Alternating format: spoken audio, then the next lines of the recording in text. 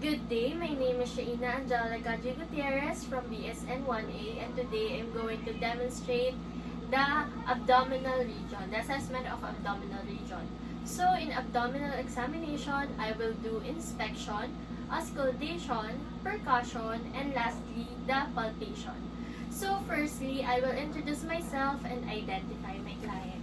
So sir, my name is Shaina. I'm your nursing student for today, and you are? Yun. Okay, thank you. Next, explain to the client how can he cooperate. So sir, I will do a physical examination to you. All you need to do is cooperate. Is it okay, sir? Okay. Are you comfortable? Yeah. Okay. Next, perform hand washing to prevent the transmission of microorganism, and then provide privacy to the patient like closing the curtains or doors to avoid discrimination. First, we will do the inspection of the abdomen. First, observe if there is any pain or guarding to the patient's face.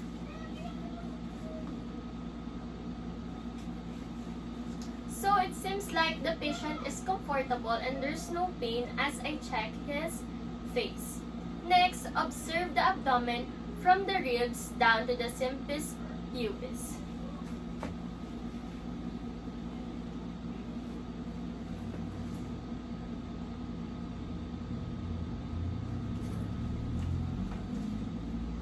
So, the patient's abdomen seems to be protuberant due to his weight. There's no presence of skin lesions, scars, or any bulges, but there's a presence of one mole on her right upper quadrant. His abdomen seems to be symmetrical and there's no presence of striae or the hematoma and the veins. Next, I will assist the umbilicus. It should be inverted and midline coinciding with the mid-sternal line.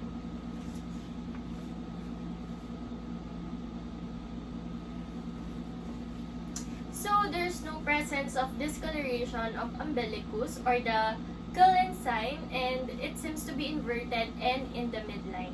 Next, I will measure the umbilicus or the abdominal girth with a tape measure. I will place the tape measure on his umbilicus, on his anterior onto the posterior.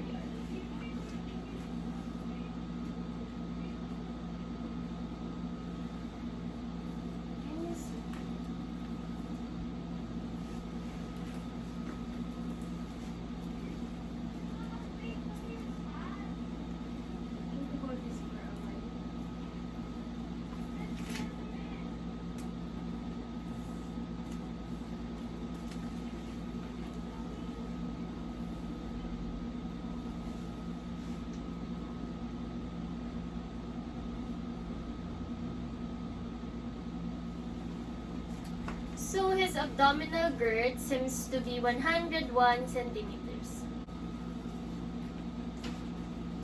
Now we will proceed in auscultation. Auscultate the four quadrants using the diaphragm of your stethoscope, beginning in the right lower quadrant.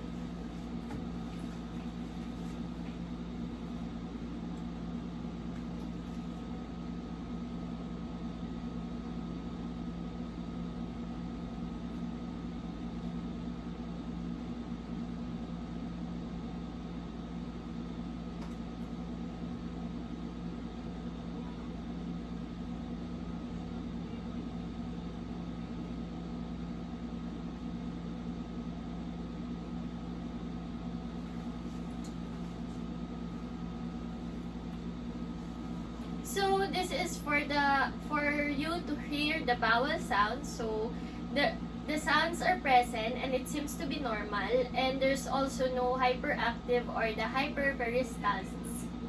Next, I will listen for vascular sounds using the bell of the stethoscope. In the following sequence, aorta, renal, iliac, and then the femoral.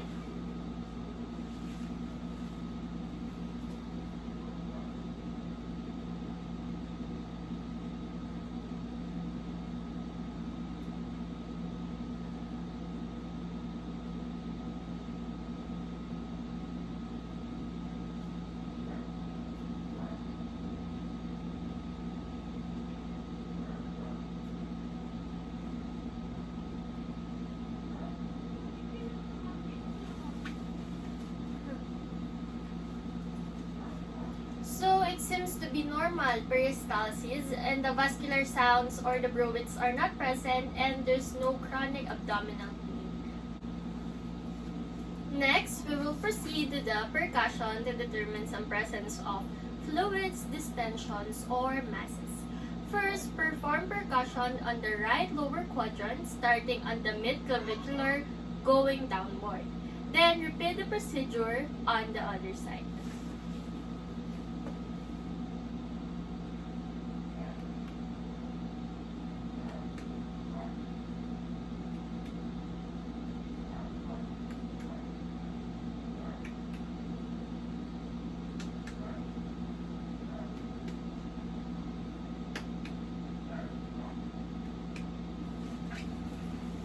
So, there's no presence of distensions, fluids, or masses, and the tympani and dullness sounds is present, which is, it's normal.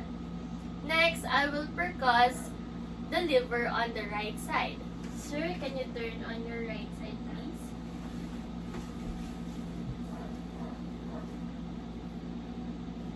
Starting on the lower right quadrant.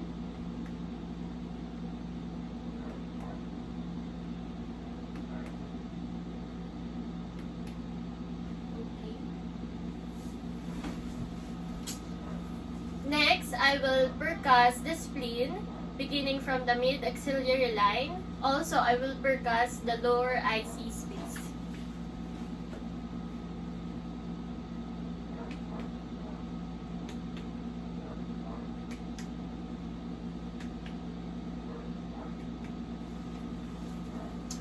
So, as I percuss the liver, the spleen, and the lower IC space, there's no masses or any distensions as I percuss it.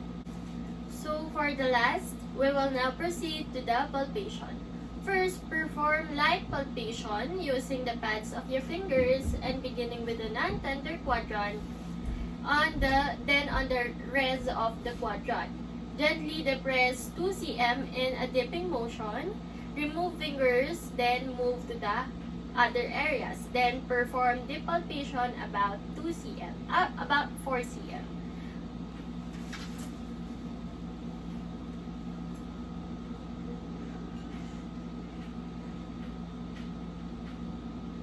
Is there any pain, sir?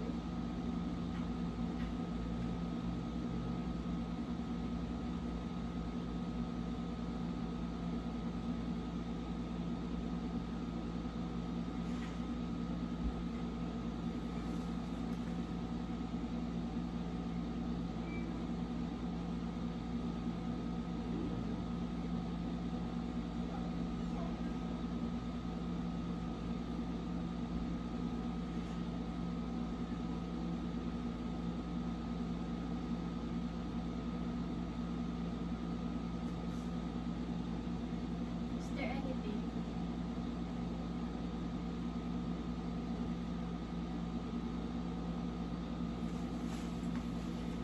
So, there's no presence of lumps and mass, also no tenderness as I do the light palpation, and as I do the deep palpation, it is soft and non-tender and there seems to be no cirrhosis and tumor.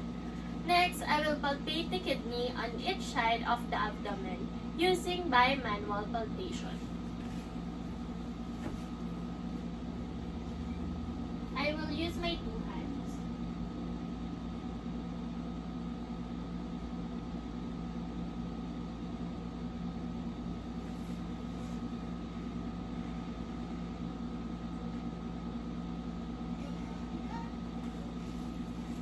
So there's no tenderness as I palpate, and it seems that it has no hydronephrosis or enlargement of kidney.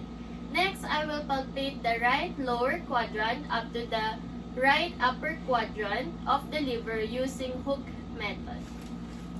Can you turn on your right side, sir?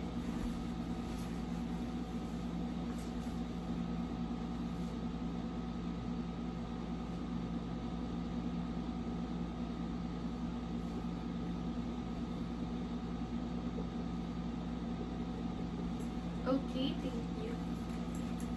So there there seems to be no tenderness or masses. Next, I will palpate the spleen on the left side. Sir, can you take a deep breath?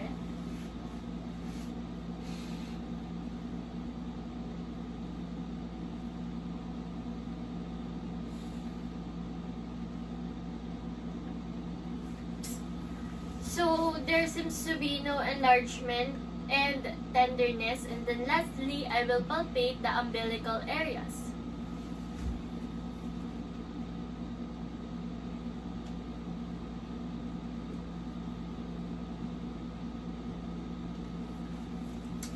So, as I palpate the umbilical areas, it seems to be no swelling and bulges or any masses. So that's all for my return demonstration of the assessment of abdominal region. Thank you.